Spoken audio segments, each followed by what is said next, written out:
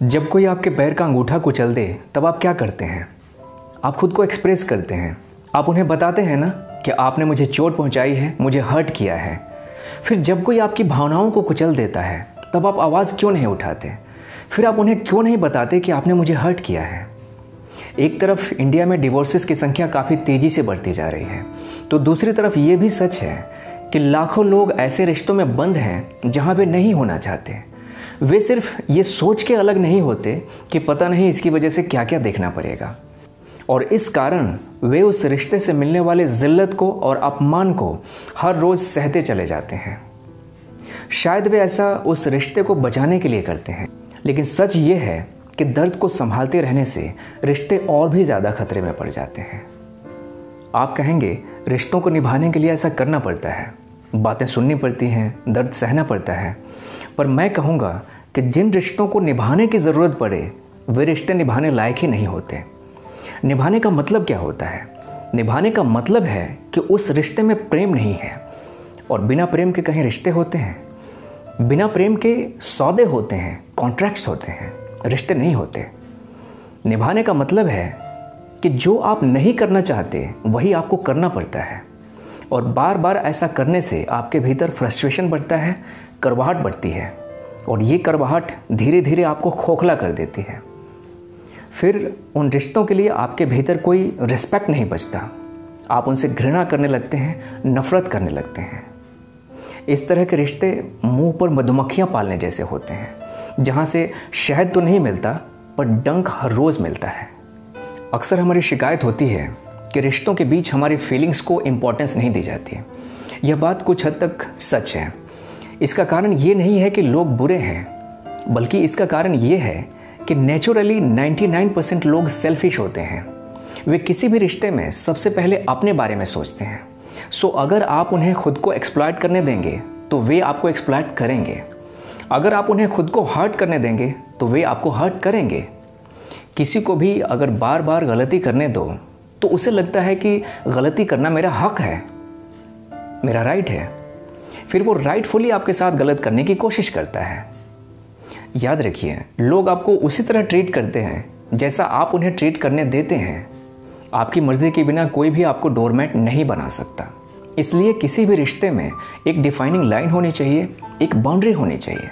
आखिर आपकी भावनाएं आपकी प्रॉपर्टीज़ हैं, उन्हें कुचलने की परमिशन किसी को भी नहीं होनी चाहिए।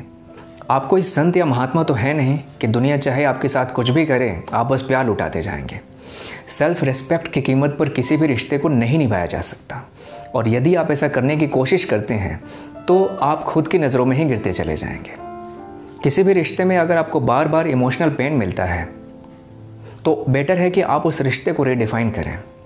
कुछ भी अगर आपके सेल्फ रिस्पेक्ट के खिलाफ या उन उसूलों के खिलाफ होता है जिनके सहारे आप लाइफ को जीते हैं, तो आपको वहाँ आवाज़ उठानी चाहिए। आप सामने वाले को बोल दो कि नेक्स्ट टाइम से ऐसा नहीं होना चाहिए। अगर आप उनके लिए इम्पोर्टेंट हुए तो वे अपना बिहेवियर ज़रूर चेंज करेंगे, क्योंकि वे आपको खोना नहीं चाहेंगे। लेकिन अगर वे अपना बिहेवियर नहीं चेंज करते, इट मीन्स आप उनके लिए इम्पोर्टेंट नहीं हो। फिर इस तरह के रिश्तों में तो आपको वैसे भी नहीं होना चाहिए। अनरियलिस्टिक एक्सपेक्टेशंस, यानी ऐसी उम्मीदें जो कभी पूरी नहीं हो सकती, रिश्तों में दुख देने वाली चौथी बड़ी वजह है। एक सज्जन को कहते सुना कि मेरी पत्नी मुझे सम्मान नहीं देती।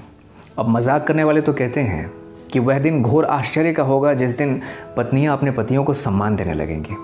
खैर, सच तो ये है कि रिस्पेक्ट मांगा नहीं जाता, और जो मांग कर मिले वो रिस्पेक्ट नहीं होता। फिर पति पत्नी का रिश्ता रिस्पेक्ट को लक्ष्य करके तो बनाया भी नहीं गया है। उसका तो मकसद है किसी की सेवा हासिल करना और परिवार को बढ़ाना। जिस दिन सारे बच्चे औरत के शरीर से बाहर पैदा होने लगेंगे, उस दिन विवाह का और परिवार का रूप वही नहीं रह जाएगा जो आज है। हमारे देश में लोग शादियों से पहले 100 चीज़ें देखते हैं: जाति, गोत्र, स्टेटस, जॉब, स्किन कलर और न जाने क्या क्या। फिर बाद में कंप्लेन करते हैं कि इस रिश्ते से हमें रिस्पेक्ट नहीं मिलता, प्यार नहीं मिलता।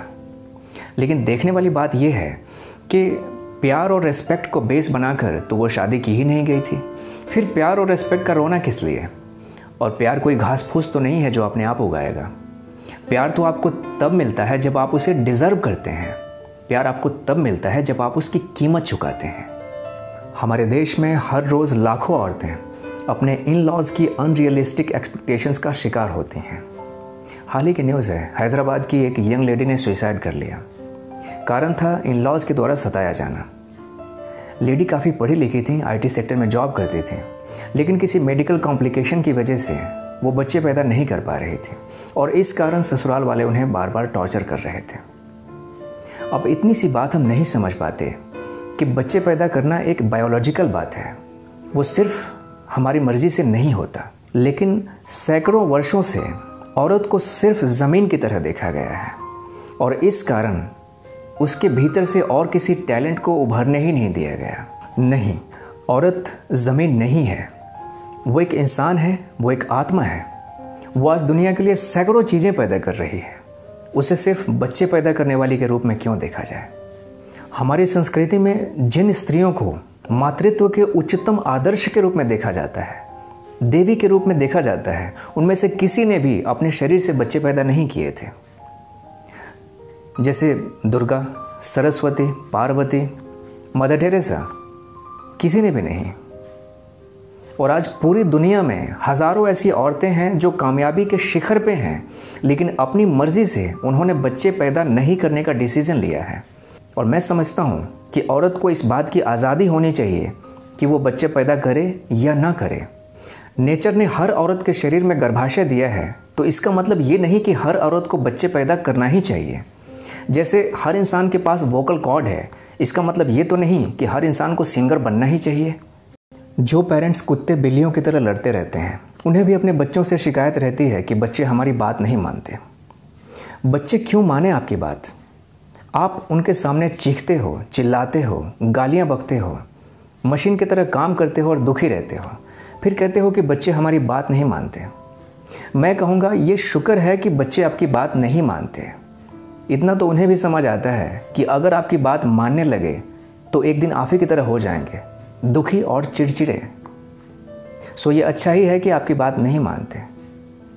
बच्चे तो हमेशा खुश रहना चाहते हैं, इसलिए वो अपने से ज़्यादा खुश रहने वाले इंसान की ओर अट्रैक्ट होते हैं। और आप अपनी हालत देखो, आपसे ज़्यादा खुश तो उनके कार्टून कैरेक्टर्स हैं। शायद यही वजह है कि बच्चे पेरेंट्स से ज़्यादा कार्टून्स की ओर ध्यान देते हैं। बच्चों से सिर्फ इस बेस पर रिस्पेक्ट नहीं मांगा जा सकता कि आप उनके गार्जियन हैं या एज में उनसे बड़े हैं, बल्कि आपको खुद को एक हैप्पी और फ्रेंडली इंसान में बदलना होगा। आप बच्चों को हमेशा नसीहत देते रहते हैं क्योंकि आप खुद को उनसे ज़्यादा होशियार समझते हैं। अगर आप इतने ही ज़्यादा होशियार होते तो आप दुखी क्यों होते? बच्चे आपसे ज़्यादा खुश हैं, आपको उनसे नसीहत लेनी चाहिए।